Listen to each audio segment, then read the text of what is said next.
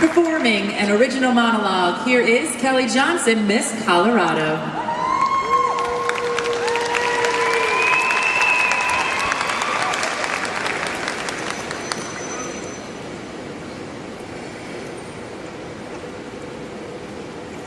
Every nurse has a patient that reminds them why they became a nurse in the first place. Mine was Joe. Joe was in the beginning stages of Alzheimer's. He had moments with and moments without his memory. But the hardest part about the aging condition for Joe were his night terrors. He would wake up in the middle of the night screaming absolute bloody murder. But if I just went in there and held his hand for a few moments, I could usually get him to calm down. But then he wanted to talk. He would ask me if I could change his treatments, and I'd say, "No, Joe, I can't. I'm just a nurse." "Well, what about my medications? Can you fix those?" And I'd say, "No, Joe, I can't. I'm just a nurse." But because I couldn't do those things for Joe, we connected on other levels. He would ask me about volleyball. We would talk about his grandbabies.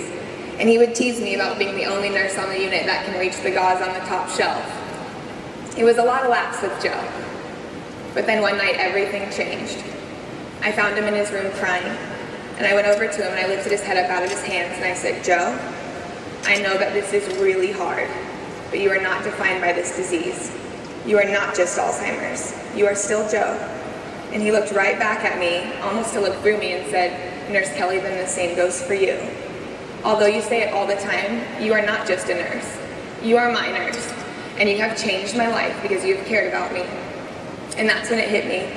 Patients are people with family and friends, and I don't want to be a nurse that ever pretends, because you are not a room number and a diagnosis when you're in the hospital. You're a person, very first. And Joe reminded me that day that I'm a lifesaver. I'm never going to be just a nurse.